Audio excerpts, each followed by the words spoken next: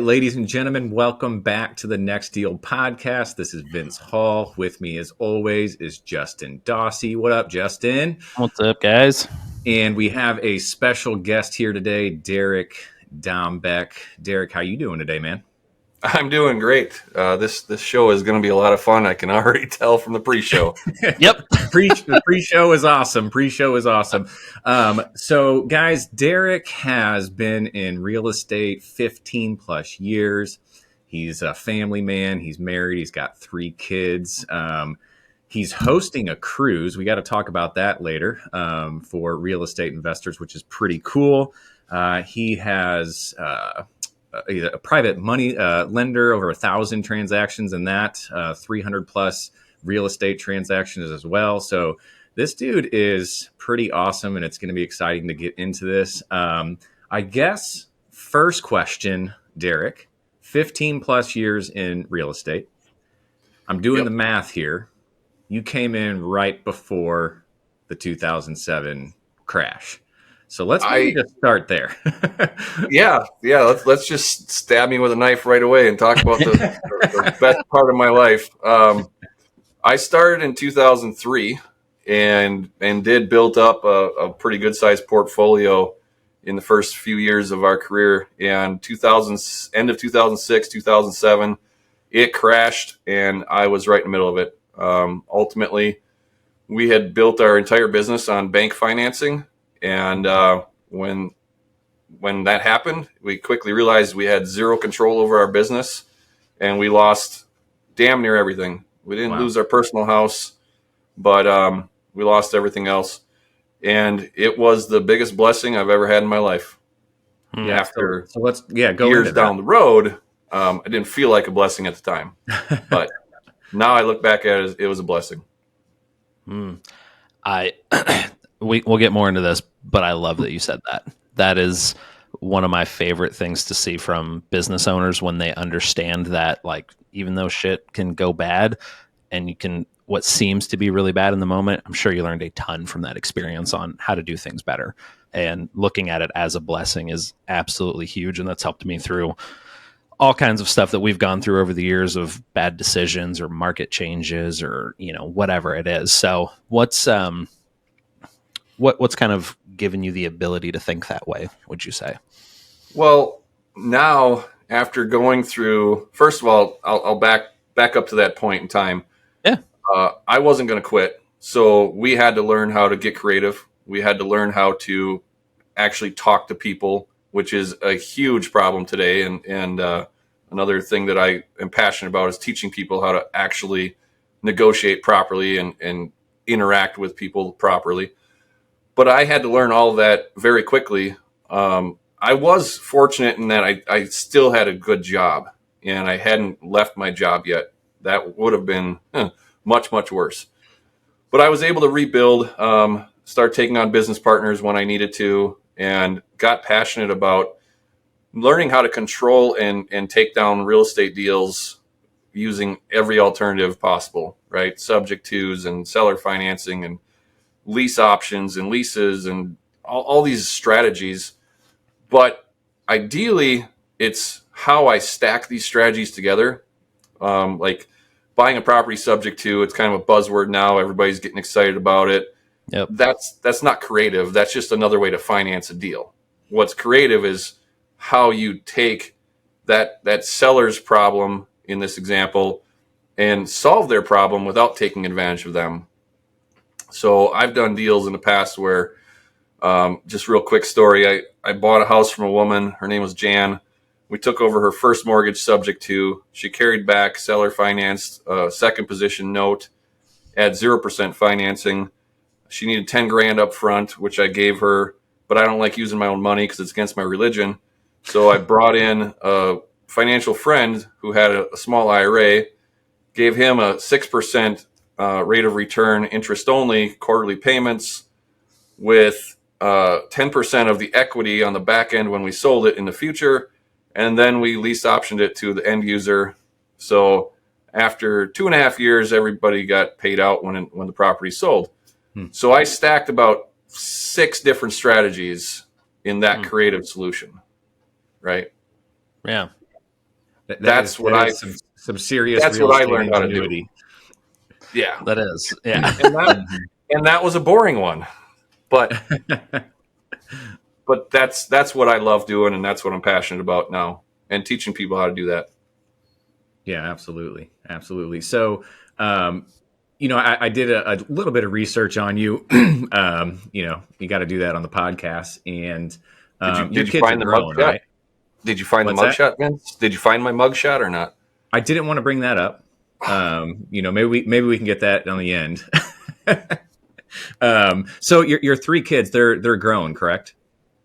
No. Mine are 17, 12, and 6. Ah, okay. I thought I saw somewhere that they were helping out on the cruise, and Why would you do your research? I know, obviously, yeah, There's not a lot of Derek Dombecks in the world, so yeah. I'm not quite sure. But I will fill you in, Vince, on the personal side. While my wife Tracy and I were losing everything in 2007, we also had problems having kids naturally.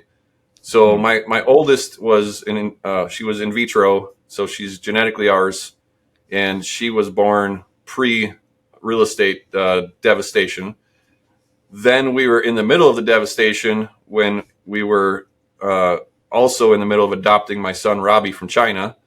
So we had already accepted the match to him, and then it's many, many months later that you actually go and travel to China to get your child.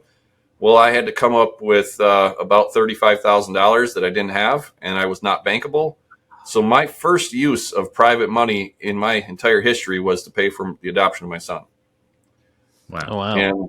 And then years later, we decided to adopt again, which may or may not have come from tailgating a little too much in Green Bay at Lambeau Field. Just throwing that out there. Okay. But we did make the decision at a Packer game after some adult beverages. And so we adopted my youngest, Lexi, from Atlanta, Georgia. So that's been a roller coaster ride of ups and downs, but the end result's been more blessings. Yeah, for sure. Yeah. So when you were going through the having to get the $35,000, obviously your wife is right there with you side by side.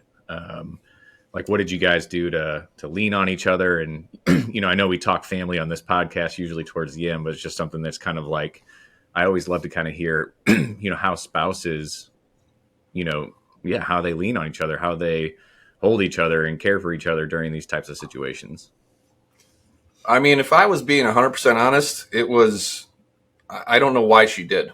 I honestly don't know why she stuck around.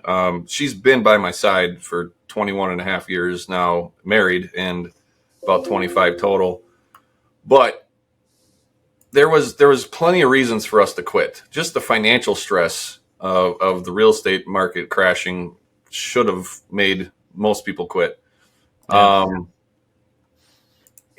At the end of the day, I married a woman who has the same morals and ethics as I do, and that made all the difference. There was certainly plenty of times where we probably thought about throwing in the towel, but we didn't. And even today, I mean, it's not all roses. There's the curse that comes from the blessing of experience and being able to help people is sometimes we help people to our own detriment, right? And I can go into kind of how we live our life based on our vision now that we didn't have a clue about years ago. But I was a workaholic, probably still am, but at least now I know how to curb it. And when you are in that situation where your world's falling apart, you're working a full-time job, you're running a full-time business, and it's 7 days a week. I mean, there was nights where I would be at a rehab project, 10 o'clock at night. I've got, 3-4-year-old child at home, and I would just send her a text and said, I'm pulling an all-nighter. I'll see you sometime tomorrow. And I'd maybe lay down for an hour or two on a dirty floor, and then I'd get back up because nobody was bothering me in the middle of the night. There wasn't phone calls. There wasn't people stopping in, so I could get work done because back then I couldn't afford to hire a lot of my rehabs out. I was doing it myself.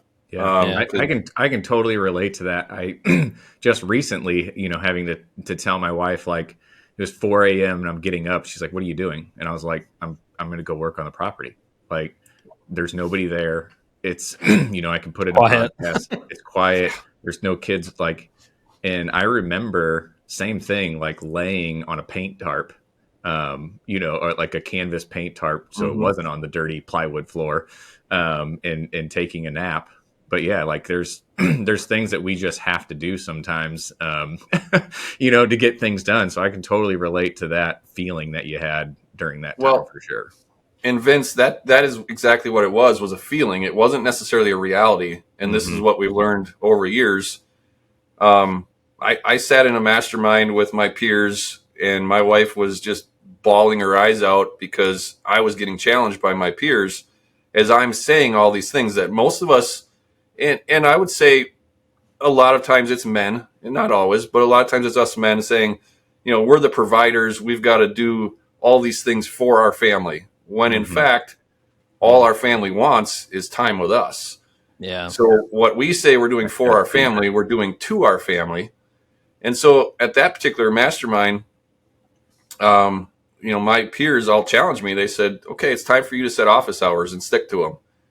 And you don't go to an evening or weekend appointment without your wife's permission. Yep. And it was tough. It was Hmm. damn tough because I was always thinking, if I don't answer that phone, I'm going to lose that deal. And if I lose that deal, I'm going to lose 20 grand or whatever. Yeah.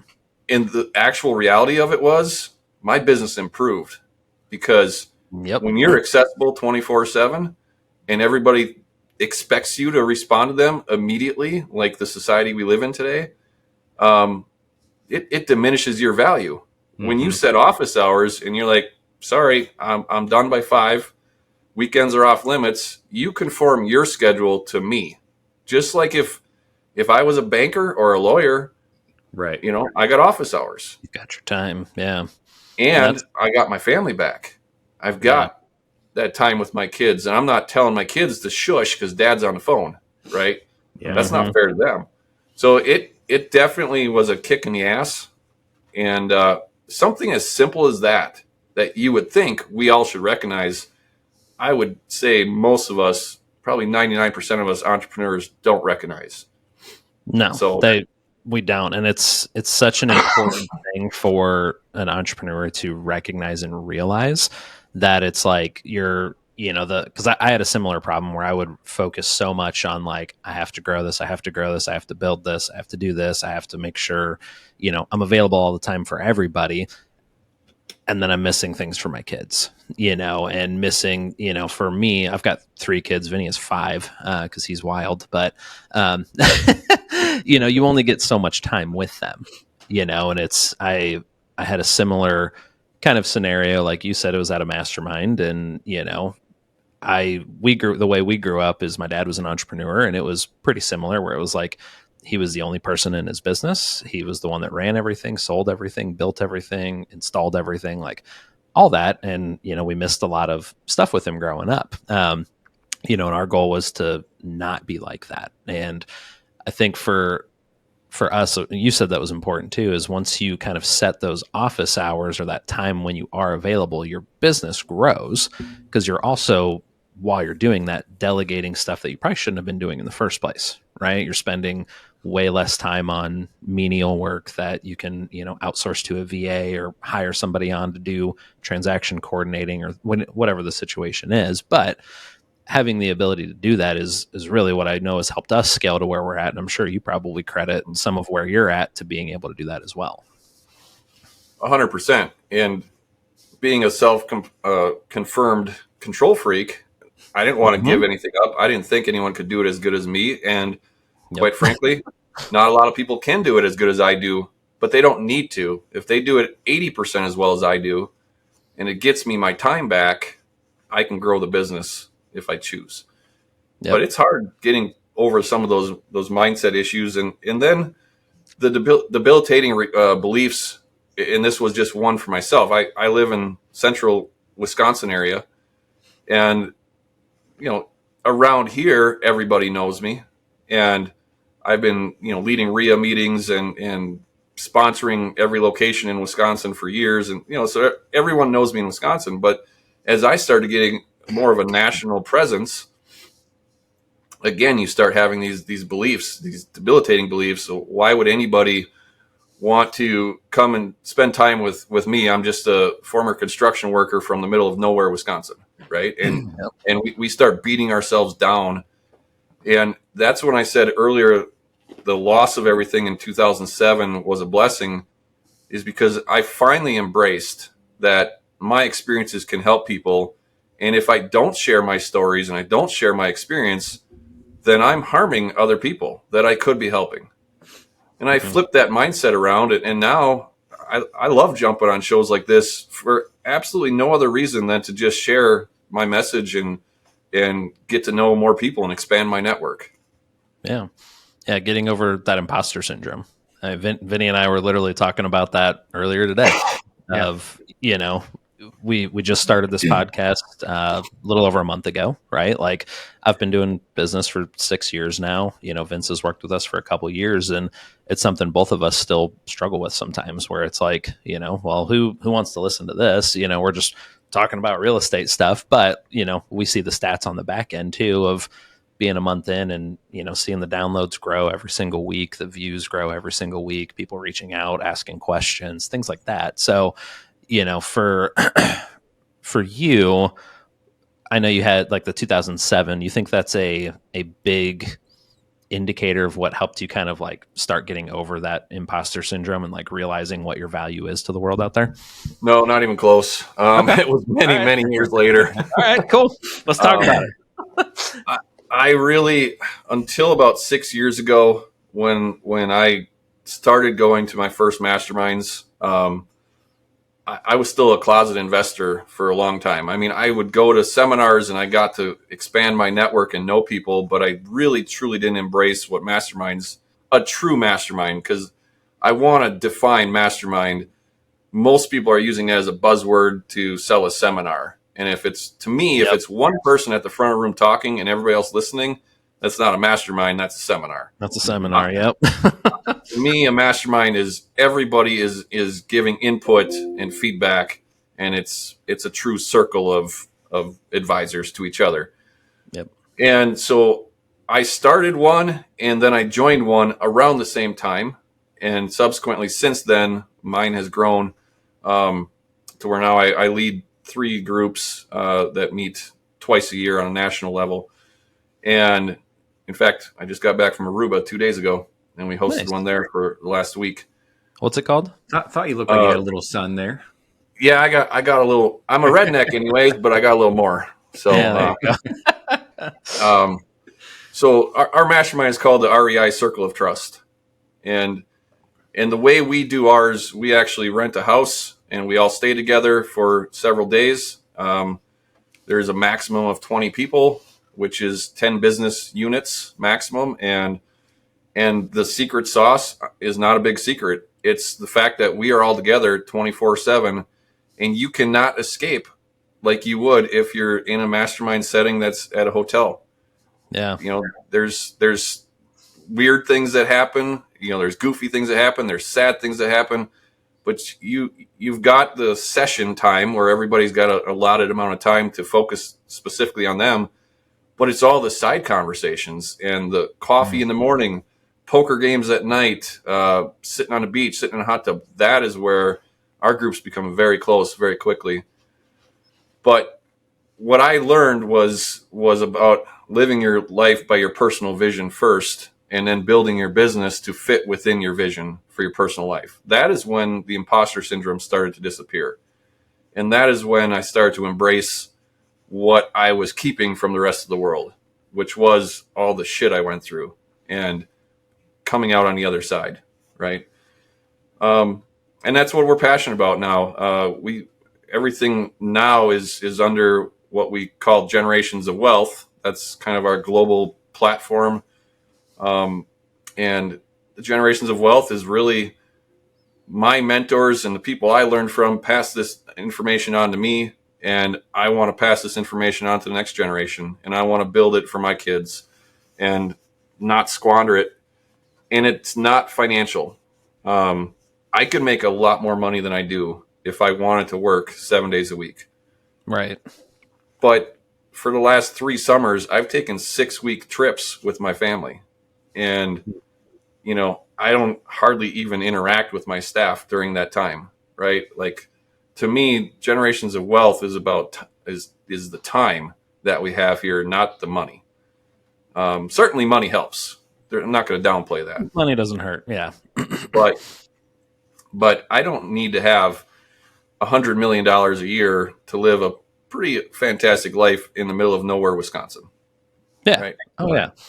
We live in St. Louis, so we're similar levels of costs for living and housing and things like that. So I love that. And then it's cool. And it's kind of, I don't say it's weird anymore, but it's like universal truths when I talk to people. They all say the same thing, that being in masterminds, the type of masterminds where it's small, it's intimate, it's a small group that people can share their shit without judgment.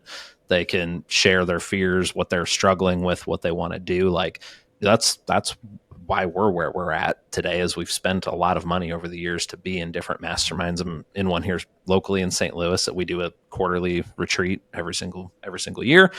Same exact thing, rent a nice house. There's people there. And it's like it's nice because you're also realizing you're not alone in the same thoughts that you have for what everyone else is struggling with, right? Like, even though it might be totally different market, totally different stage in their business, most people struggle with the same things. And I think having those types of open conversations and working through that, and like you said, the coffees, the walks, the hanging out on the beach or going to the bar or whatever it is, like that's where all the extra stuff happens too, that most people don't realize. Well, and I would even go as far as to say the mastermind that you join has to align with what you want to. So there's masterminds out there where it's strictly on helping each other grow this monstrous business. Yep. Okay. That's great. It's a bleepity bleep bleep measuring contest, right? Yep. And that's not what we focus on. We focus on whatever you, Vince, and you, Justin, feel is success for you. We're there to guide you to that point. And then if you want to go beyond that, great. You reevaluate your vision, and now we help you to that point. But I don't have criteria for my people of saying you have to do X number of deals a year, or you have to do, get to a certain net worth, because I don't want that put on me. I know what I want because my vision is clear, and that's what it's all about. And there's nothing wrong with those other masterminds. I do see their attrition is a lot higher because typically they're going to get to a point where they either get frustrated or they're working themselves to the bone because they're trying to compete with their other friends, right? Yep. Yeah. And so, Derek, what would you say to someone listening? They hear you, and they're struggling with vision. Like, what would you say to them? Like, how could they start? What would be kind of your first pointer for them to say, let's get something on paper, jot it down. Don't think about it too much. Like, what would you tell them for getting a vision started if they haven't had one? A vision does not have to be put together in any certain format. It's whatever's natural for you. My vision is in story form. So it says, I wake up at 5 a.m. in the morning and I do blah, blah, blah, blah, blah. Right. And it's just, that's what felt natural to me. And I want to look at it and read it all the time. For some people, it's bullet points. Some people might mind map it, right? It's whatever's natural for you. But the reality is, and this is just my opinion, putting up pretty pictures on your bulletin board, having a vision board of fancy stuff and cars and houses, not that that's not a good start, but that doesn't tell you the why. And as you're doing your vision, and it's better if you have somebody extract your vision that knows how to do it, because they can keep asking these why questions. Okay, Vince, you want a new house. Why? Well, because I want to have, a nice place for my family. Okay, why? Right? And you just keep diving in deeper and deeper. And the other part of extracting or putting your vision out on paper is don't filter it with how it's going to happen or how you're going to pay for it. You've got to get it out as if it's already happening and time and money is not a factor. And it's hard for most of us to do that, especially if we're engineer brained, which I'm not. But engineers have a really hard time getting this out because they're constantly trying to figure out or filter, well, that's not possible because I don't have the money or I don't have the time. When I decided to take these long RV trips with my family was because I said to a friend of mine, I was jealous of him because he took a month-long RV trip with his family. And he turned right back around to me and says, well, is it written in your vision? And I said, nope. Then it was. All right, Derek, we got to talk about this, man, because I'm originally from Alaska. Okay. And it's difficult for me to get 5 kids to Alaska. So I've had this plan to get in an RV, drive from St. Louis to Alaska. It's where tons of my family, we even talked, I think we talked about this maybe a little bit, Justin, just you and I. Yeah. On the I first told you podcast. you could borrow mine, but it's a pull behind. It's a pull behind. That's a long ass drive with a pull behind. And I love that you're like, it's not written in your vision. And I've been for 2 years, like putting every excuse on the table of why it won't work. And I feel like it would be one of the coolest experiences for my kids, though it may be hard, that they might ever have, with travel. So I'm just like, I would love to get into that. And like, what's that been like for you, taking an RV for a couple of months and doing your thing? So the first time I did it, which was 2021, the first 2 weeks I had the cold sweats. I was freaking out. I didn't want to believe that the business could run without me micromanaging everything. By the third week, I was finally starting to mellow out. By weeks 4 and 5, my entire vision for what I wanted to do had changed.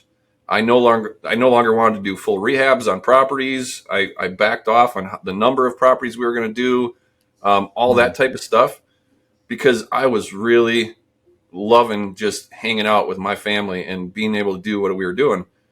So then when we went into the second year, which would have been 2022 of that long trip, I wasn't nervous at all. Now at that point, we had other friends of ours that were going to travel right alongside of us. We actually host an event called RV RIA every summer, which is not structured. It's not formal. Nobody pays anything. It's just a bunch of real estate friends. We get a whole bunch of spots, booked up at an RV resort, and give people a certain amount of time to book their spot, and then we all hang out for 4, 5, 6 days. So Justin, I have an idea, dude. I have an idea. I'm coming to the next one. Well, maybe I'll actually do it, Justin, if I have, an accountability partner driving his RV with me. Yeah. And then we got to set from January to May how we're going to pay for it through some real estate transactions and make it happen. There you go. Well, what do you think it costs to go for a 4 or 5 week trip? Let's just say a month. Just say 4.5 weeks. What do you think it would cost to RV around the country? Well, you've got to. I would have to rent one in St. Louis, bring it up there, food for 5 kids. I'm thinking 15 grand ish. Okay. So I own mine. Well, I own a fifth wheel, so I'm pulling it behind my truck. I own an obnoxiously large fifth wheel, but we don't have to go into that. That's my next goal. We've got the pull behind now, and I'm like, our kids are getting older. I'm ready for a fifth wheel. Yeah. As the kids get older, they all want more space, and I want more space too. So yeah, we've got a little bigger, but we're typically 15 to 20 grand is what we budget for that 5 week trip. Yeah. And you can do it for less. You can do it for more. It really depends. But in the grand scheme of things, what is that? That's one house flip. That's all it is.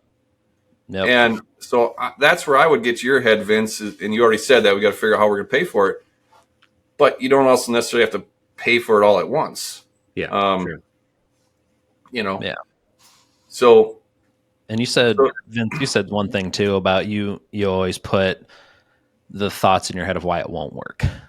But there's really cool stuff that happens when you switch that of like, well, what if it does work? How does it work? Yeah. Well, and I want you guys to know the other byproduct of this, which has been really awesome in hosting Generations of Wealth voyage, which are our cruise, hosting RV RIA, our kids, and I encourage people to bring their kids on the cruise to RV RIA. It's our families that are hanging out with other families who are like-minded, and our kids are building their own network in their preteen, teen years. So like I said, we ended up traveling. We started RV RIA, and then a couple families, one from Georgia, one from Colorado, we traveled together for 2-3 weeks. And then we'd split off for a week and then come back together again. And my kids have a network across this country. Of course, they stayed, together social-wise with social media, but they will handwrite letters to each other. They do a Christmas gift exchange. And, just stuff like that. And it doesn't matter if they go into real estate or not. They understand there's alternatives and alternative ways other than what they're being taught at school. Yeah. So one example at RV RIA, my friend Bill Cook, he decided to buy a cup of coffee, but he didn't have any money. So he asked my daughter, McKenna, could I borrow $2 from you today and I'll pay you $3 tomorrow? And to which my daughter is kind of the oldest in the group, and she already knew this was coming. She said, sure. He used it as a lesson to write up a private note and talk about return on investment and all these things with the kids. So he's surrounded by 16, 18 kids teaching them this lesson. And of course, the next day when he wanted coffee, they all wanted to borrow money to him. Yeah. Like, I got $30. What could you give me back on that? Right. Yeah. I mean, she had a hell of an ROI, Yeah. But that's the type of stuff that we're passionate about with Generations of Wealth and what we do. And that is us passing it on to the next generation, but in a fun way. Mm-hmm. And so the RV thing got easier and easier as we did it, over the consecutive years, to the point now where if I actually want to not do it, I'm going to have hell to pay with my kids. Yeah, right. They're going to want to go now. Do you guys have like a central location you usually go to or similar, or do you kind of just pick a new place every year? We pick a new place every year. This year we're kind of thinking Montana, but we've done Black Hills of South Dakota, Kentucky a couple times, Wisconsin one time. Nice. So you ever been to Alaska? Look at where everybody's coming from as well, because they're coming from all over the place. Yeah. So yeah. You ever been to Alaska, Derek? I have not. But I have partners with my bucking bulls that live there. Okay, all right, yeah. I've been, they do a lot of bucking bulls up there in rodeos in Alaska. It's weird to think in Alaska that's where it happens a lot. But yeah, well, if you ever need a personal tour guide, just let me know. Vince is for hire. Yeah, right. Perfect. I've heard that before about him, but it was a different topic. Yeah. Those days are over. With you brought it up. Tell us about the bucking bulls. What is this? What do you do? I know a little bit about what you said in the form you sent us, but curious to learn about this. It's a stupid hobby that we got passionate about. I actually grew up racing stock cars, and then when we got out of racing is when we really started camping a lot more, and I'd go to rodeos with my wife and kids, and we fell in love with the sport of bull riding. So as I was following it and following the PBR, the Professional Bull Riders sanctioning body, it's kind of the highest level of bull riding, it would take us to more and more events. And I was at an event in Vegas, and we were sitting in a hot tub drinking beer, talking with some people in a hot tub, and I left that hot tub as a fractional owner of my first bucking bull. I mean, I couldn't make this shit up if I tried. Dude, this just happens awesome. To me. This is so good. So since then, we've made lifelong friends in the bucking bull industry, and I currently usually own between 3 and 5 bulls at any given point in time. They live in Oklahoma, and the man that takes care of my animals and takes them to events and trains them is a former PBR bull rider who I watched his entire career on TV, and he still holds the record for the 8th most qualified rides in history. Huh. And now we text on a daily basis, giving each other a hard time. it's just a lot of these people that I used to watch on TV are now friends of mine. And I compare it to, there was no way I could ever go to, a Green Bay Packer game and then go hang out with Aaron Rodgers after the game, right? It's just Right. not accessible. These guys are all just down to earth, whiskey drinking, beer drinking, fun loving people, and we do well together. So So we my go ahead. we try to break even every year if we can. Okay. It's not a real money making It's a hobby. business. It's an expensive hobby. Yeah. But I will say that because somebody dared me to and asked if it was possible, I did buy a bucking bull with my retirement account as an investment. So Okay. my self-directed solo 401k owned a bull. It no longer does. We sold that one off, but it was investable. So My one of the nighttime routines with my kids, they each have kind of their own different routine. But my son, who's 9 years old, no, he's 10 now. A couple weeks ago, one of his routines is we just watch like 10 minutes of YouTube shorts and things like that. And one of his go-tos is watching the rodeos and people get thrown off the bulls. He thinks it's hilarious and smash their face inside of a fence. And he also loves to watch the little kids that ride sheep. The backs of sheep. They go out of the gate and they run. And, he's like, yeah. My mom tried to get me to do that. He's like, I really want to do that. And it's on the weekly we are watching rodeo, Parker and I. That's Dude, awesome. So funny. We lived in Colorado growing up for a little bit out in the country, and there's a rodeo area like right in that town. And my mom literally, I was probably 8 or 9, and she was like, "Do you want to ride sheep?" And I was like, "What do you mean?" She's like, "It's safer than a bull." She's like, "We'll dress you up and do all this stuff." And I was like, No, I don't want to do that, not at all. I was like, I didn't think it was cool at that point, but that's so funny that you said that.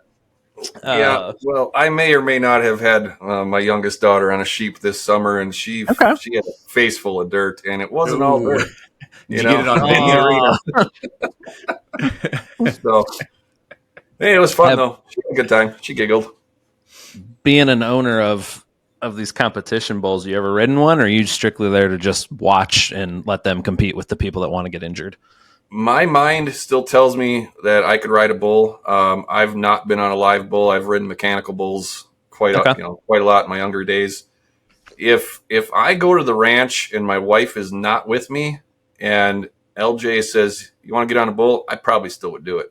Yeah, but I can throw my back out just by pulling my cowboy boots on.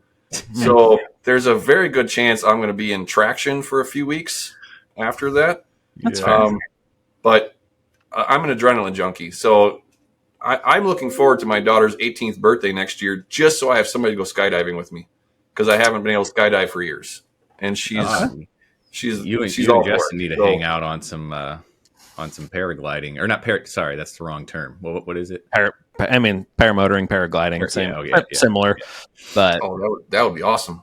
Yeah, I started doing that a couple of years ago, and it's my favorite thing to do now. I'm like, how can I do this more?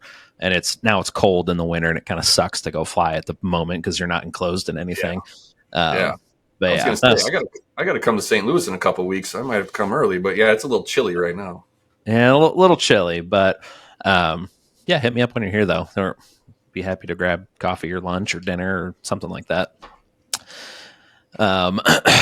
So I want to go back to real estate stuff on what you're doing currently, because I know you've kind of done a lot over the years. How are you involved in real estate now? Are you still doing wholesaling deals on a consistent basis? What does that look like for you? So for me now, I guess I'll back up to 10 years ago. I met a business partner named Jeff, and him and I were flipping houses together, and he had never used a bank for any of his transactions. So this is a big turning point for me. And he had always raised private capital. So we started doing deals together, raising private capital. We got to a point where we had more capital than we had deals. And so we took on some students. At one point in time, we had 17 students total, which was about 10 business units or 11 business units, and stressful time in my life. I love when people get involved in real estate, and everybody has to start somewhere. But what I didn't love was the same question over and over and over again from 11 different business units. And but what we learned from that is we were funding their flips as we were teaching them how to flip.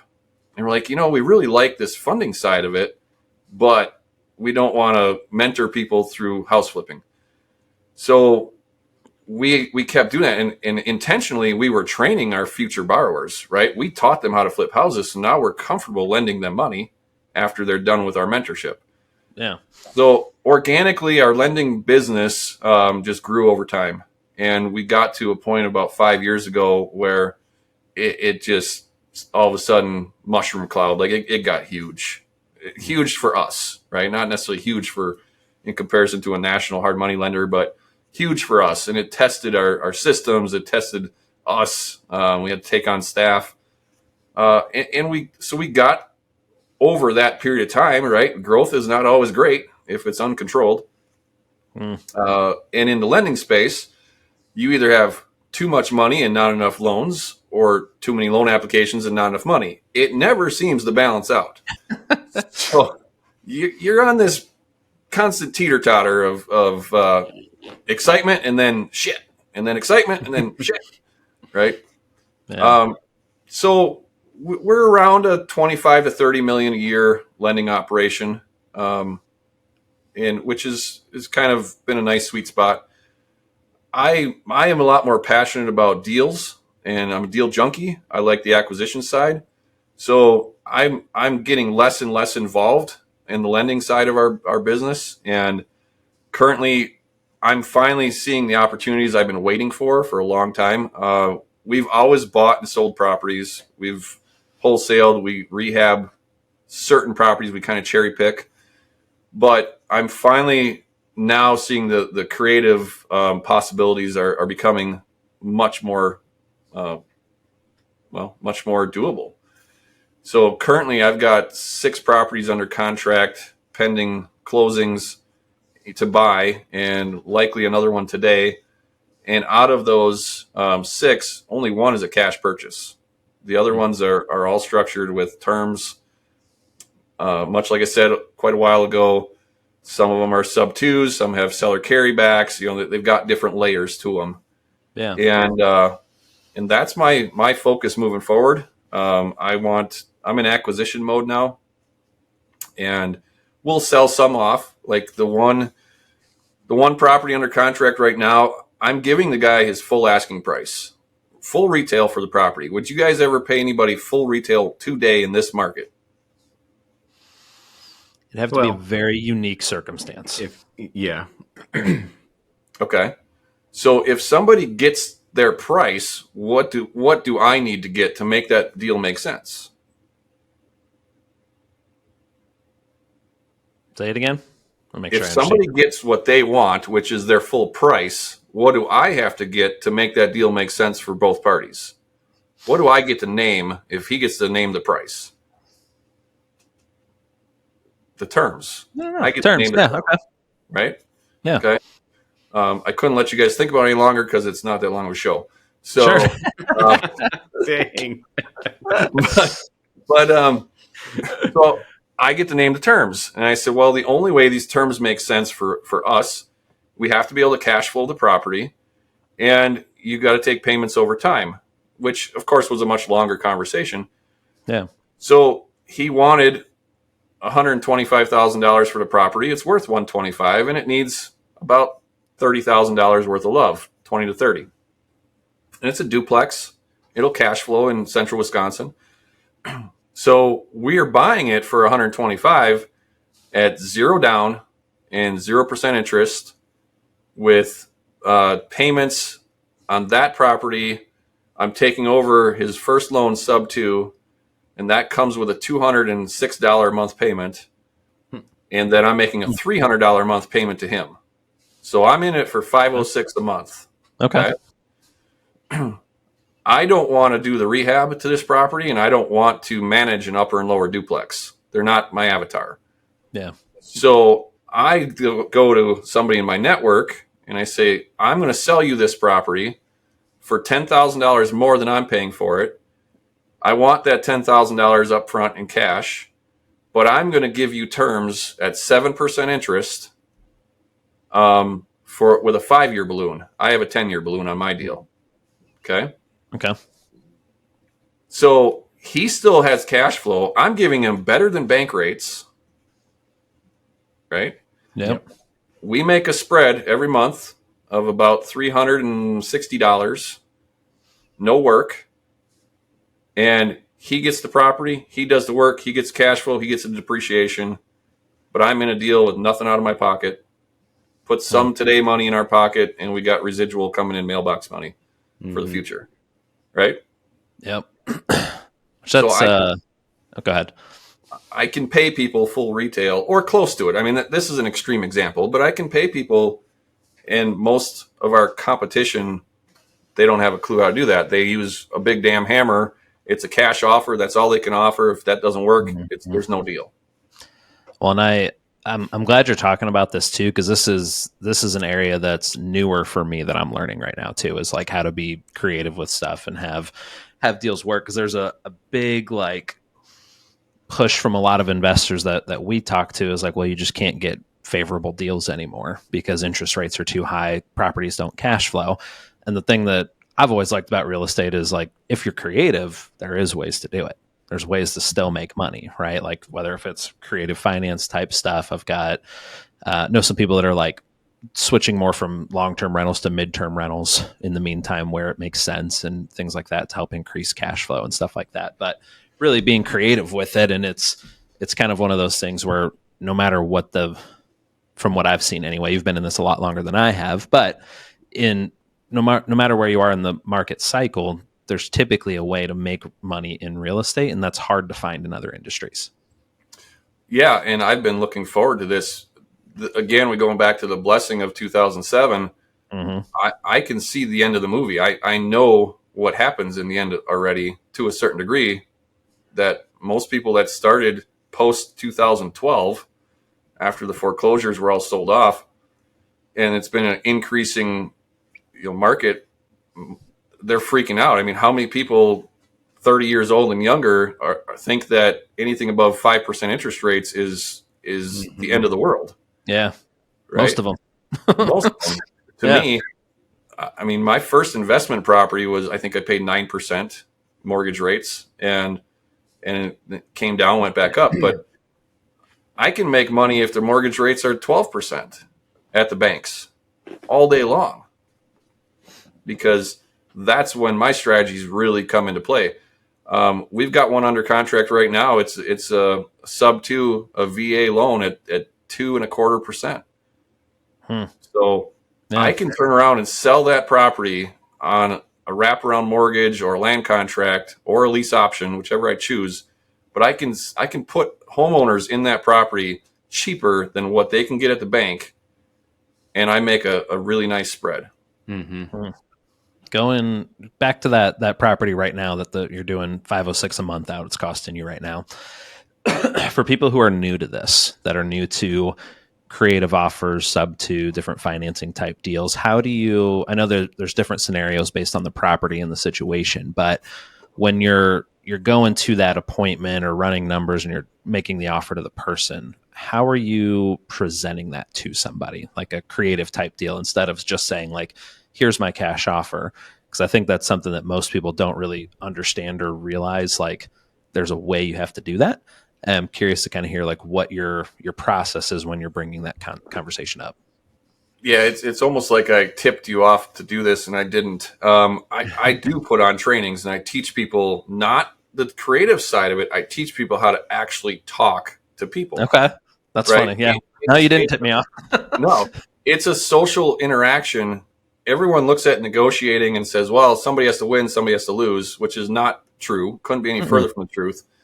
But the way that you get people to open up about their problems and their challenges is how you conduct yourself throughout every social interaction with them.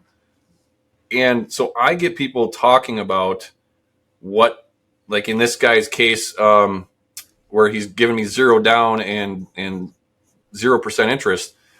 Well, that wasn't just me saying, okay, I'll give you this much in cash, Tony. His name's Tony. I'll give you this much in cash, or I'll give you this much in terms. It took a dialect for, half an hour, 45 minutes to make him comfortable with that. And so asking questions in the right way, because many people say, well, you just go ask questions. That's not untrue, but how you ask them, when you ask them, the tone you use while you're asking them, all of these things come into play. Yeah. But to give you a direct answer, Justin, I have a sales pitch, an elevator pitch that I try and get out in every lead that comes in. And I do the majority of my negotiating on the phone prior to ever seeing the property, because I buy throughout the entire state of Wisconsin. So I'm not driving 3 hours to the southern part of the state if I don't have about 90% confidence that we're going to go to contract on that deal. Yeah.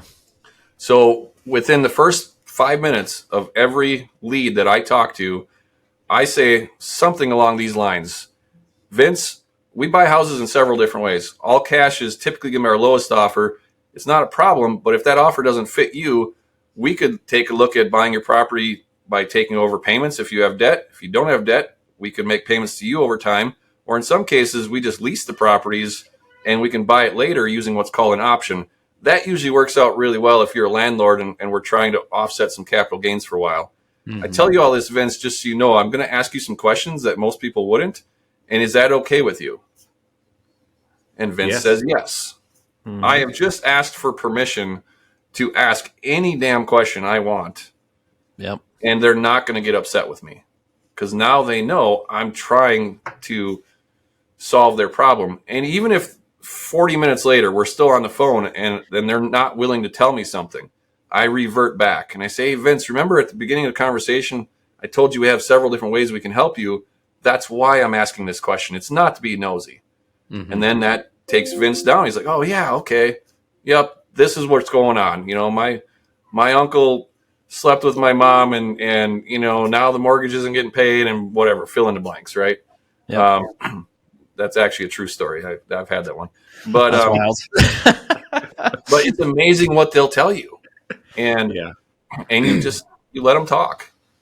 So this guy's biggest pain point was he had management companies that kept screwing him over. He's not making any money, hasn't made any money in years. But he owns these things free and clear, except for a little bit of debt, right? So I've got 3 properties under contract from the same seller right now. So the one example I gave you is one of 3, but they're all 0 down, 0% financed. So that's the short version, Justin, of what I say on every lead. But of course, there's more to it. Sure. To get people to open up. Yeah, and I think you made an important thing on there is that it's how you communicate the information to somebody too. Like my background and my brother's background was call centers is what we did since the time we were like 18 to I was 26, 27. Yeah, I've used Call Porter in the past, by the way. Yeah. Okay. Cool. I knew. Awesome. Yeah, I knew your name from somewhere. I knew that. You knew you got paid by me at some point in time. Yeah, there you go. But we used to work in car warranty industry as well, and it's like Wolf of Wall Street type sales stuff, and it's ended up working in like more of a retention department. But every single thing always came down to how you have the conversation, not the conversation itself. Right. And it's the tonality, the questions you're asking, the way you're presenting things that ultimately makes things perform better than normal. And we find, so like my brother and business partner has a coaching group that teaches people how to just build a good brand around their business, how to ethically work in real estate, how to do stuff the right way. And it's, we always will run into people that it's like they're really good at most of their business, but talking to people is not their strong suit. And it's like, you either need to spend a lot of time working here or hire that out immediately so you can focus on other stuff. I'm sure you've probably seen that as well with all the people that you've worked with as well. This is my biggest pet peeve in the world right now, Justin, is people will go out and spend $10,000 on a mentor or a coaching program or a product because it's sexy, right? Start wholesaling houses, make $10,000 in the first 3 weeks. That's sexy, right? Or buy sub two. All these things that the gurus are going to go out there and pitch their products. And you know what? There's nothing wrong with any of those products. There's nothing new with any of those products either, by the way. It's just repackaged shit from 5, 10, 15, 20 years ago with a new bow on it. Fancy now. Right. Yeah. We got some new AI tools. Cool. Let's send me 10 grand and I'll teach you, right? Nothing wrong with that. Like, that's how we all learn. But very few people take the time to actually learn how to interact with people. And so, okay, now you're going to wholesale. And the wholesale guru says, well, you need 1,000 leads to get, 10 appointments to get one contract. It's a numbers game. They hide behind the fact they're like, it's a numbers game. It's not a numbers game. It takes you 1,000 leads to get that many appointments to get one contract because you suck at talking to people. I was going to say, that's a lot of leads to work through to get one damn deal. Yeah, I mean, I'm making the numbers up, of course, but fill in the blanks with whatever numbers you're working with. Yeah. If you have a conversion rate of one contract for every 20 leads, it's a pretty good conversion rate for most people. If you can spend no more money in marketing, get the same 20 leads, but actually learn how to talk to people, and now your conversion rate goes to 2 deals out of 20 leads, you just increase your revenue 100%, but the world is not wired that way. Very, very few people want to study social interactions, sales books, trainings, all the stuff that's out there because it's not sexy and it takes time. Yeah. And that's where you can tell I'm getting a little fired up over this because I totally see. I mean, we live in a social media age where, our attention capacity is like 5 seconds. And, I see this with, teenagers, with my own kids, like they cannot hold a conversation, like some of my teenagers' friends. And I'm like, because you're looking down most of your life, you can't look somebody in the eyes just to have like hey, how was your day? Tell me something cool at school that happened, and it's just so true that people cannot talk to people anymore because it's a screen, and it was just kind of give my background a little bit. I'm a former teacher, and, being a teacher was awesome. It was fun, but COVID broke that because when we had to go to more virtual stuff, it was literally impossible to teach children on a screen. It was literally impossible to have conversations with parents through a screen. And then I was just like, and at that point, nobody knew how long, the COVID scenario was going to go. But yeah, it's like, the way that people interact with one another, it's super short. It's not very deep. And then when you talk about sales or you talk about a real estate transaction and you have a 21-year-old that saw an ad to be in real estate and then he's supposed to go and, negotiate contracts, you're like, where are you going to get that from? 100%. And the other problem with, even if people are looking down and texting and emailing, they don't even know how to talk to each other properly through text and email. I mean, we all have those situations where we sent something that was completely innocent and it got blown up for no reason because of how what they thought you meant. Yep. So I teach people how to do that too. Like, you have got to, if you leave a voicemail for somebody, you should be leaving that voicemail in a way that's done intentionally. And I mean, again, I could go on and on about it, but the point is, I really just feel like it's a lost art. And those of us that are going to study that and master it, we have the advantage. I don't get these deals just because I stumble across those. You don't find creative deals. You build, you construct creative deals. Yeah. Yeah. And it comes from conversations. Yeah. Every very successful investor I know, whether if it's here in St. Louis or other areas, are masters at communicating with people. We run into, within the coaching group that we do with my brother, we run into the problem where like people, they have 100 leads in their CRM and they're not getting deals, and their instinct is to buy more mail or do more cold calling or do more texting. And it's like, you don't have a lead flow problem. You have a conversion problem of the leads you already have. And that's where you need to focus. And, there's a good example of this in this group. There's a couple out of northern Texas, Billy and Tara, that are good friends of ours. And like in October, they got 20 contracts under deal, or 20 deals under contract rather, by just simply being excellent communicators with people and being people that you just want to talk to. Like that's the main guy that runs everything from the acquisition side of things. Like that's what he teaches all of his people, his entire team. They don't market. I mean, they market more than most of our clients, but on the grand scheme of things, like it's pretty much in line with a lot of investors doing like 10 deals a month, right? Like 7 to 10 deals a month, but they're able to get 20 out of them because of the way that they communicate with people and the conversations they have and the way that they come across to people. And it's ultimately like, I think it's Jeffrey Gitomer or Gitomeyer, however you say his last name, in one of his books, is it really comes down as like people buy from people they like, or people want to sell to people that they like. And that's kind of a, like you said, it's a lost art form at this point. Well, even if you take it out of the context of just buying properties, right? Mm-hmm.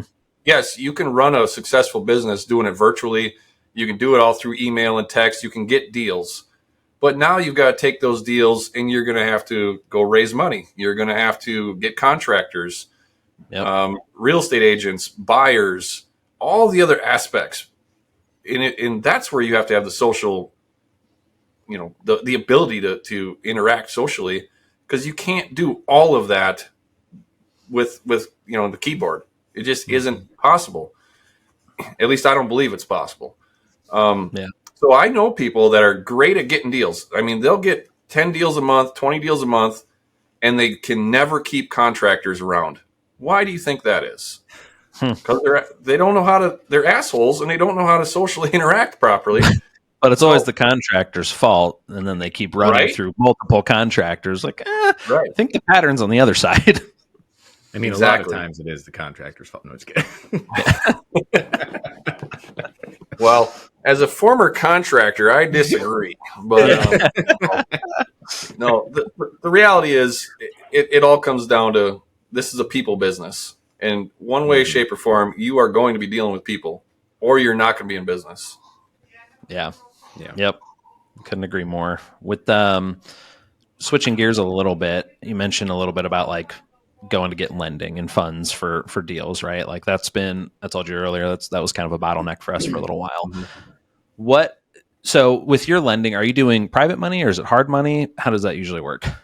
Well, I mean, we're considered a hard money lender, but it's been, we use the word private money because we are privately funded. So we don't have any institutional backing whatsoever.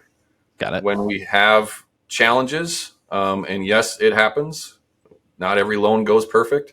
When we have challenges, we're able to talk to our investors. We're able to talk to our borrowers, work through those challenges.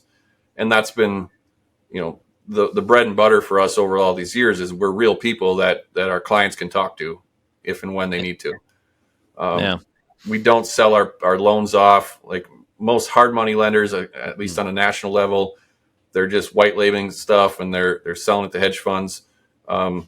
We've traditionally held all of our paper, and moving forward, never say never, but that's our goal.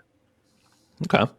What because I have people that'll ask us a lot, and it's something I'm still learning at and stuff, and a lot of it, like you said, does come down to like your people skills and conversations and things like that. But for someone who's looking to raise that extra hard money or private money rather for deals that they're working, like if you were just starting out, where would you start with doing that?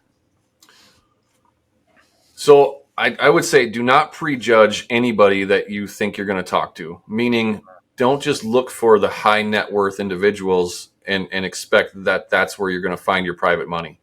In fact, most of the time, it's the people that you wouldn't even think had any spare money laying around. That's a good point. Yeah, I've raised money from people that, honestly, if you were just judging a book by its cover, you would think they were on government assistance, right? So don't prejudge anybody. The next thing is, I don't go around telling people what types of interest rates I'll give them or anything initially, I want to know, what are they looking for?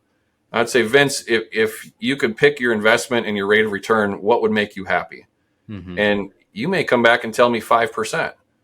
Well, I traditionally pay people 9 and sometimes a little more. But if I would have said to Vince, I've got the deal of lifetime for you, I'll pay you 9%. If his mindset is anything higher than 5 is a scam, he's gonna bolt. Yeah, that's smart. Okay. So Yeah. you got to see, because a lot of these people have their money still tied up, even today, in a bank CD that's getting less than 1%. If they Yeah. signed a long-term bank CD a few years ago, they're still stuck there, right? Or could be. So they think 8, 9, 10% is just scamish. It's unheard of. Yeah. And then the last thing that I kind of focus on is always ask, once you have an investor, I mean, you got to nurture that and take care of it. But always ask them, if I have another deal that comes up, should I call you? Okay.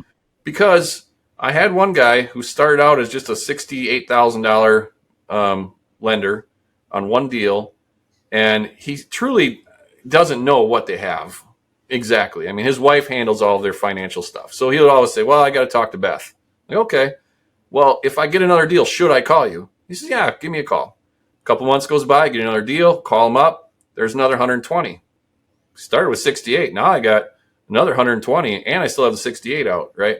So over a period of a year and a half, that guy is in excess of $500,000 as an investor. And he's one of these people that you would not, I mean, lives in the upper Midwest, has a nice house, but you wouldn't expect he's got $500,000 of cash laying around. Yeah. And we haven't even tapped into his retirement accounts yet. Like, this was just cash they had invested in money market accounts and CDs and things like that. So that's my 3 tips and tricks that I would tell the general public. I love Have you ever that read question. the book The Millionaire Next Door? I think I started it and I never finished it. Yeah, I do. It goes into it. It goes into a ton of that. Like, you just never know who's next to you. Like, most millionaires are driving a Toyota Camry and they buy their clothes at Target. Is what is kind of the theme of the book. Like, you just never know who's around. Yeah. Mm-hmm. Well, here I'll ask Justin this question. Yeah. If you are on the phone with a lead, and the real estate lead, and that lead is not going to sell for less than retail, what do you do? Do you say thank you and hang up the phone, or what would you do? No, not typically. I mean, my goal is, especially now, I'm trying to get more creative with stuff on there. But the way I'll look at stuff is I'm trying to help them solve their problem, right? Whatever the issue is that they're having, and is there a win-win for us in there? So if I need to go back to the drawing board and get more creative, I'll do that. But I would not just end the phone call if that's what they're wanting, right? There's a deeper conversation there, and stuff that typically what we'll go into when we're having those conversations is, here's kind of what we're seeing based off of the condition, things that's going on with the property, and what makes sense for us, and try and hit them with a counter. But then ultimately just take that conversation depending on how that conversation flows from there. Okay. So would you ever ask them what they're going to do with the cash from the sale of the property? Trying to think back.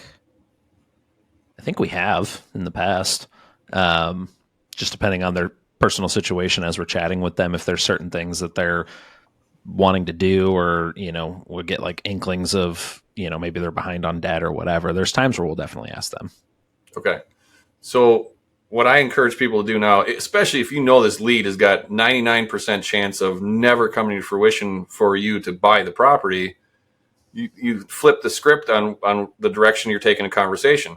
So I had a gentleman a couple of years ago, he wanted $360,000 for the property. And I know through our conversation, it was free and clear. So we had no debt.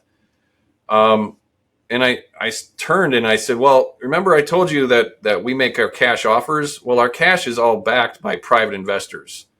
And we pay our private investors to use their money to come buy your house for cash. So what it did was it started a conversation about investing. Okay. Intentionally, right, on my part. So eventually he did ask, what do you guys pay? And I said, we pay 9%. And I said, what are you currently getting in your other investments? And he said, between 6 and 8% globally. I said, okay, well, would it be okay if I set up a follow-up in my calendar to call you in like 3 or 4 months, expecting that this house was turnkey. Like he was going to list it with a realtor and get full price. There was no way we were getting this as a deal, right? Yeah. So he said, yeah, why don't you call me, August 1st? And this was in April, 2 years ago. So I called him August 1st. He said, the house is under contract. It's closing in 6 days. And I want to place $300,000 with you. So we took him in at $300,000. After that, he added another $500,000. Oh, wow. And that cool. came from what most people in our industry would have just walked away from and said, oh, it's a dead lead. I'm not going to get anything out of it.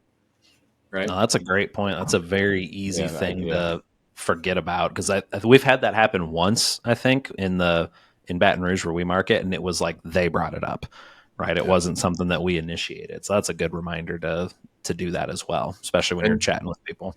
The other one I'll give you is if you do end up doing a terms deal with somebody, like I mentioned Tony earlier, when we pay Tony off, right, we've built our credit with Tony. We've made payments to him for a period of years.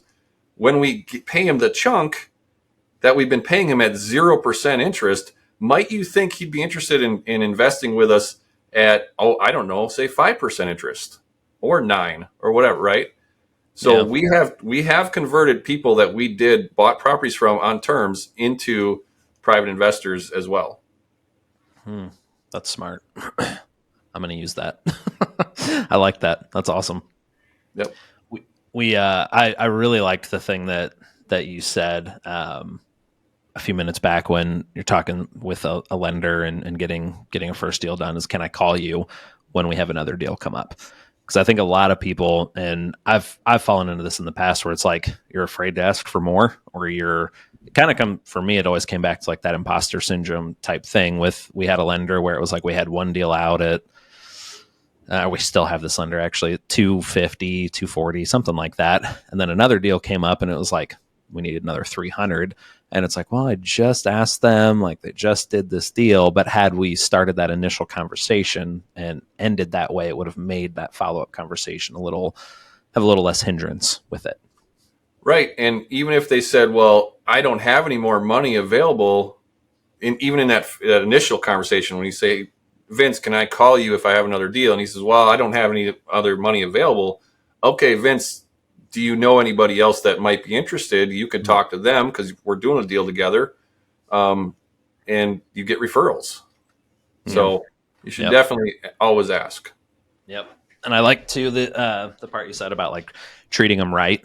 Like having good relationships with them. One thing we always focus on is like our lenders get paid no matter what. Doesn't matter if the deal's taking longer and, instead of being at 6 months, we're at 9 months, they're still getting paid. We're finding a way to make sure that they are paid no matter what. But if they're local, like we also try and hang out with them on a personal level and get to know them better. Like last Friday, the 2 deals that this couple funded, they're in a local mastermind that I'm in. That's worked really, really well. And we went and had like a 4.5 hour long dinner with them on Friday. And like, instead of just being like that lender relationship, like now they're good friends of ours. I know they're into really like really nice, hard to find wine. Like that's their thing. And so like at dinner, that was one of the things that came up was the guy, sommelier came up and was like, I've got this bottle and it's like, there's only 3 restaurants in the country that have it, yada, yada, yada. And like, that was speaking their language. So it's like, you get to know them a little bit better on a personal level and have it be, for us anyway, like more business opportunities came out of that meeting, not only from like a lending standpoint, but also like our marketing company. Like we got to talking about that and they're like, I know this person at this company. Can I make a connection for you? I'm like, yeah, you can. Absolutely. Yes. Well, and the fun part with that too, Justin, is when you nurture those relationships, many of my investors, they're the ones that are wanting to pay for that dinner or pay for stuff because they're so appreciative that like my friend Mike with the $500,000, he was getting an average return of 3% before, and now he's getting 9%. Yeah. Like we have changed people's lives in what they could get for return on investment, because they're not out there looking for it. They're not educating themselves. They're listening to a stockbroker or a financial advisor who, honestly, if the financial advisor you're dealing with isn't willing to tell you what their net worth is, don't use them. Because Yep. how the hell are they going to help me with grow my net worth and not share what they're worth? 99% of financial advisors are living paycheck to paycheck. Yep. There's another thing I get a little fired up about, but No, it's like taking health advice from someone who's 300 pounds overweight. Right. Like, no. I'm like, I think I did that it's probably 5 or 6 years ago. The first time I ever went for like therapy, to a therapist, and like I walked in and like it's like kind of a dingy area. The guy was like 400 pounds, and I'm like, I already like I get it. People struggle with stuff, but I'm like, I want to take advice from somebody who's where I want to be, right? Or like in that area where I want to be. So yeah, couldn't agree more. Well, and that's what I did when I was forced to, but wanted to start learning creative deal structure, right? We find somebody that has been there, done that, and hook my wagon to their tractor, and away we go. But I will tell your audience this: don't try and suck the life out of somebody just because they've got the knowledge, right? Like today, when somebody says, "Hey, can I take you to lunch?" I unfortunately say no. Because I can't give up 2 or 3 hours of my day, including driving to the restaurant, sitting there, and then driving back from the restaurant for a lunch, when I could be doing this with you guys and spreading some knowledge and helping multiple people. Assuming you guys got like 3 or 4 listeners to your podcast by now, that's more than the one person at lunch. Yeah. But I give my time at RIA meetings locally where I will stay until the last person leaves. And that is the night of the month where I'm yours. You ask me anything you want, I'll tell you. But that's a vision thing. We have to get that in our heads that we got to set some boundaries. Yep. And that's cool that you said that too, because same thing for us, like RIAs, like I'm there to help answer questions, but also the masterminds that I pay to be in. I'm like the people that I'm paying to be around and that are paying to be in the same circles or groups that I'm in. Like I will tell you anything. Like I don't care what question it is, how deep it is, how, like, if you want to know what our, debt load is or how much we're bringing in every single month, like I will give you those answers to help you grow, because you're paying for that knowledge and to be in that group. Whereas, I'm sure you get it all the time too, but like we'll get texts or Facebook messengers like, "Hey, can I take you to coffee to pick your brain?" No, I'm sorry. Like I want to help you, but like my experience has been is most people don't want to help themselves also. So like I've had times where I've taken a break on it and said, I know kind of what you want to do. Here's a book that really helped me and to understand where I'm at. I'll buy it for you. And it's, $10. I'll send it to you. Hit me back when you're done with it and let's chat more. I've never had a conversation come back from most people. 100%. And that book collected dust. Yeah. But I would say that this is a reason why we don't allow people from our local market into my masterminds. And it's not that I don't want to share with them. It's that if you have an entire mastermind of people from St. Louis, they are not going to play full out 100%. They may play 80, 90, 95%, but they're not going to share everything because it's human nature and you're in a competing market. There's that one secret where you're like, this is mine. Right. At Circle of Trust, everybody comes from different markets, and there's absolutely no reason to hold back. And part of my criteria is if somebody, comes in and they were referred in, and they do know one of the other people already or several of the other people already, I just ask all people involved, with this new person coming in, will you hold back even 1%? And then I'll ask the new person, so-and-so, will that keep you from holding back even 1%? And if any party says, yes, it'll keep us from holding back, I won't put those people in the same group. It's just, that's smart. It's I what like we've that. learned after running these things for 6 years. Yeah. So, That's awesome. What I was one of the first things I noticed when you turned your camera on, but your poster in the background. So it says Ikigai on it, and it's a little blurry on my end right now, but under the lettering, what does it say there above the circles? so Reason for being? it's the reason for being. Ikigai essentially is a Okinawan word, and it says if you do what you love and do what the world needs, what you can get paid for, and what you are good at, you will live in Ikigai, which is true harmony. And this was brought to me a few years ago, and I actually I keep it as my screensaver on my phone. So literally every day or every time I pick up my phone, it's just a constant reminder of doing what you love, and it doesn't feel like work when you're living that way.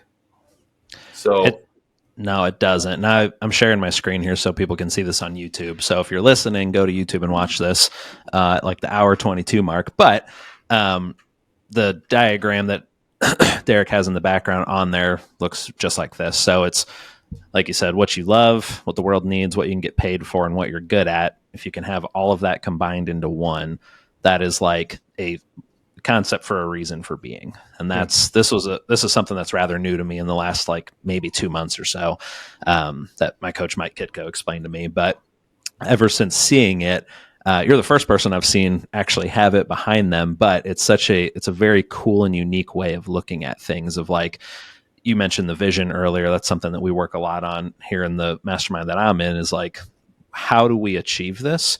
Or not really how do we achieve this, but what do we want our life to look like, and not worry about the how, the why, or the when.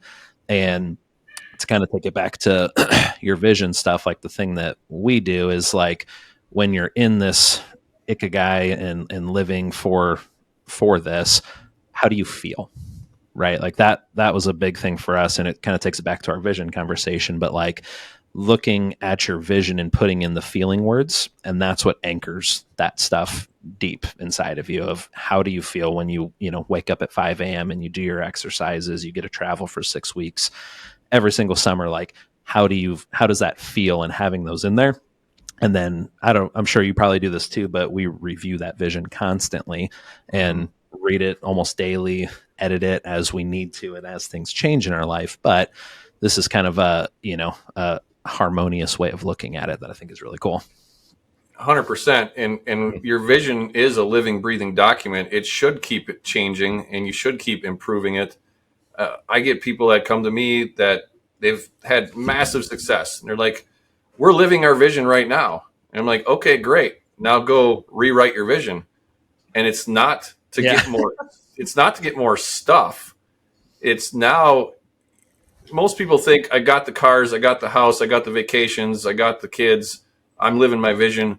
You're living a vision to the degree that you have the stuff, but are you passionate about, like us now, generations of wealth is our passion. We want to give back. It's not about getting more stuff. It's not about more deals, not about more houses. It's about helping people. Tracy, my wife, and I are passionate about helping families that are challenged with not being able to have kids naturally. So part of our vision is we can go and help others, that even if it's just emotional help, right? We're there to talk with them. That doesn't cost us anything but time. That's part of our vision. So you get the stuff, that's great, it's all cool, but are you really doing what you're good at, what you love, what you can get paid for, and what the world needs? Yep. You have that impact. Accumulating stuff. Yeah. Well, yeah, and it's like you said, money helps. It just does, right? It's just a fact of the matter, but it doesn't make you happy, right? Like, it's not something like that's something we focus a lot on in our vision stuff too, is like, while you're building all of this, and while you're, executing what your vision is and working towards that, like, are you enjoying the process? Are you having fun? Are you happy? Like, are you able to enjoy this stuff and then have that impact and that clarity of what you want? Because it's, like I said, like having having the cars are fun. Like, my brother had a Ferrari for a while, and he was like, dude, after 3 months, it's just a car. Like, it's, like he would, anybody like that we'd go to a mastermind with that he was hosting, the keys could go to anybody. Like, yeah, just go take it for a drive. I don't care. It's got insurance. It's a car. It doesn't really matter anymore. So I'm glad you make that distinction. Well, and the part of it for us now too is seeing the impact we've had on others. We didn't know how we were going to do it. We didn't. You said the money helps. When we started our first mastermind, it wasn't profitable. It wasn't designed to be profitable. Everybody that came in, we split actual expense for the retreat. Well, then we had it in our vision. We really enjoy this. We want to host more masterminds. We didn't know how or what. We weren't putting out marketing. An opportunity presented itself to where I got to stand up in front of a room of about 40 people and just talk about what we did at our mastermind. And out of those 40 people, well, actually, it was about 60 people, about 40 were interested in hearing more. And I said, well, if I were to start another group, I'm not going to do it for free because it takes away from my core business. So out of that room, I ended up starting 2 more groups, and it became profitable. So the money shows up when you have your vision clear and you're working towards something, not because of the money. It's crazy how the money just shows up. It really does. Yeah, it is. That's so funny. So much of the stuff you've said, I'm like, man, I work on this stuff all the time. I love it. It's similar things. It's like something I like is I love coaching. I love teaching. I love helping other people. And, had the opportunity starting in August to host a business call weekly for the mastermind I'm in here locally. And dude, it's been the most fun thing that I've ever done. Started doing it for free. Like, I don't know how I was going to make money off of it. And like, now I help do events a couple times a year now with that, get paid to do those things. But I've also gotten like tons of business for our marketing company or call porter or things like that, just by being there, showing up, having conversations that like, I would not have known that those would have been there. And it's, because that was in my vision, is like, I want to teach people how to grow their business, how to be better in business, how to avoid a lot of the mistakes I've made over the years. And like, that stuff just shows up. It's kind of crazy. Well, even the conference that we host on a cruise ship, we had attended somebody else's cruise for 7 years in a row. Our mentors became close friends of ours. And it got to the point where they wanted to retire from hosting that event. And they voluntold us, you're taking this over. And and we said no for several months. And this was all along the same timeline of when my masterminds all of a sudden started to blossom. And we thought, okay, yeah, we'll try this. We've never hosted a national conference before, but by God, we'll figure it out. And then COVID hit and kicked us right square in the head, right? Yep. Cruise line shut down. So we figured it out. We hosted the last couple of years on land, which is a totally different animal. And now finally this coming March, we're back on a cruise ship. But all of those things just fell in our lap. It wasn't that we didn't have to work. We have to work our asses off. Yeah. But we had it in our visions. And, that's the part that I know the turning point in my life for my personal life and my business was about 6 years ago when we just got this written down and started focusing on it. Mm-hmm.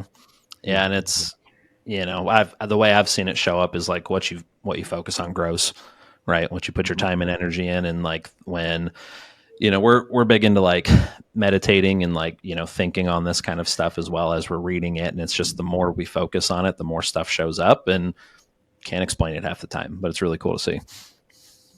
Definitely. Oh, cool. Mm-hmm. What questions do you have for us? What can we answer for you, or anything else you want to chat about? Well, I mean, the cool thing is I knew of you before. Like I said, I was a former client of Call Porter, and I knew your name from somewhere. I was like, I can't. Yeah, and that's the thing. Like, we all see each other on social media, and a lot of us are friends on social media, but doesn't mean we've ever met or had conversations. Yeah. And so my ask is 2 things. Like, I always want to expand my network. So you guys are great, and I look forward to hanging out with you more. But if I can ask your audience to give them a book, which I will ask them to email me to get the book, Sure. the digital version. Full disclosure, I'm growing my list, right? Like that's what we all do. That's what we all should do. By the way, this is one of the biggest mistakes I made in the first half of my career, is throwing out all those contacts and those business cards and those emails. Actually, when I started, there wasn't really much email back in the Stone Ages, before. But I mean, so that's what I love. I love helping people. I want to be able to give out a couple books that I was a part of, with a great man named Kyle Wilson. If you don't know who Kyle Wilson is, he was Jim Rohn's business partner for forever. And if you don't know who Jim Rohn is, you need to get out from under a rock. figure that out. Yeah. Right. So I was blessed to be a co-author in a couple books with him. And my other ask is, whatever I can do for you or your audience. You literally will have my personal email. I read my emails. My assistant always keeps an eye on them and makes sure I'm on task too. But if you got, yourselves or your listeners, you got a deal that you just don't know how to structure or you need help with, I would just say, give me some grace, right? Like I may not respond to you 10 minutes after you send me an email. Sure. And I can't give everybody 8 hours of my day, but I get some really fun calls that come from being guests on podcasts that turn into great relationships down the road. Yeah. And that's really why I enjoy doing what I do now. Okay.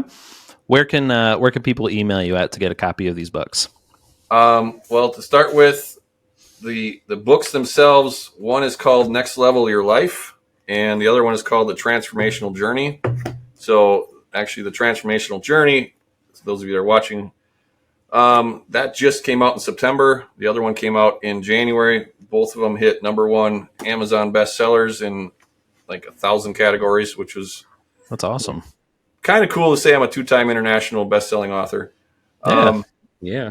So if you shoot me an email, my first name, Derek, spelled DEREK, at globalgow.com, and just put in the subject line, heard you on Justin and Vince's show.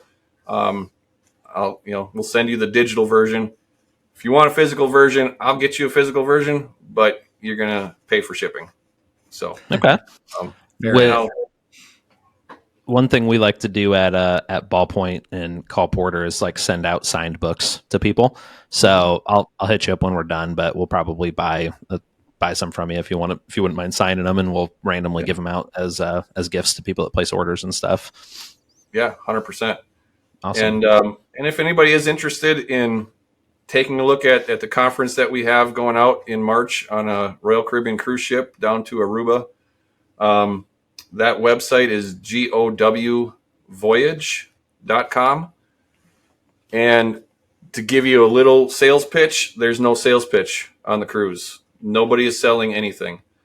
This is 100% content. I've got 9 other speakers, including myself.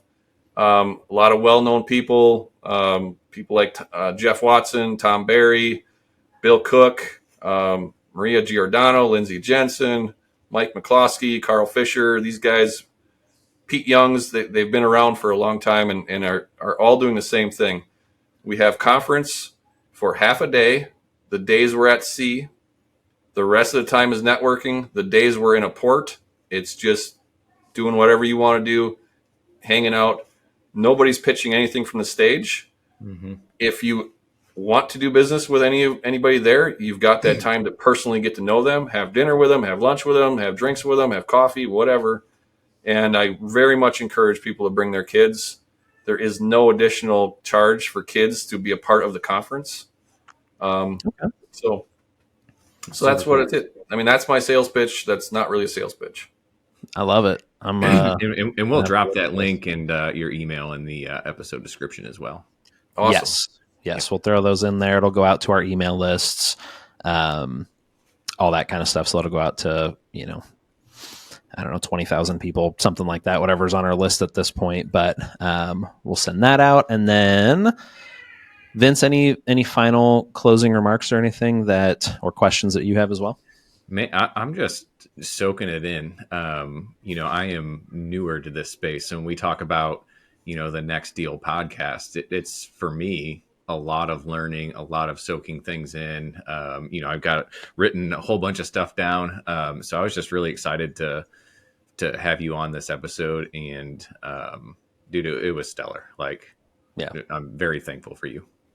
Well, I'm glad you got something out of it, Vince, because Justin and I talked earlier, and we were just messing with you. None of this shit is true. I made everything up. Yeah. Yeah, Ikigai is just like a made up name too. That we right. You guys you printed that sign. Yeah, I'm writing that down. Yeah. We just went on. We took out some AI tools and we're like, make up some weird looking poster that Vince would fall for. Yeah, totally actually, I believe that with Justin, because he is obsessed with AI right now. So Vince, I told Vince right before this call, we had a spreadsheet from a customer that had like all kinds of weird spacing issues and formatting issues, and when it goes out on these handwriting machines, like it's just messing everything up, and we could not figure out how to fix it. So literally right before this call, I was like, let's just throw it in Chat GPT and see if it fixes it. Fixed it in like 3 seconds. So it was really funny that you just said that, because we just had that conversation. Yeah. Oh man. Well, Derek, I really appreciate you coming on. This was a really fun one. I think we learned a lot of stuff. I am going to hit you up personally because I want to learn more about the next RV trip, and if I can make that, because that is something that is near and dear to my heart with my family and my kids, and something we love doing. We're actually going down to Pensacola the day after Christmas for a week, or actually Gulf Shores, but going down there with the camper and, spending that time during Christmas break with the kiddos and doing all that kind of stuff. So, but really appreciate you hopping on, man. This was a lot of fun. Yeah. Thanks for having me, guys. I love it. Yep. Absolutely. And make sure you guys reach out to Derek and get that book for you. Register for the cruise as well. I was just looking at it's 9 days, it looks like, but looks like a lot of fun. So appreciate your time. And I think we might have to have you back on in the future for another one. Absolutely. Be my pleasure. Awesome. Thanks, guys.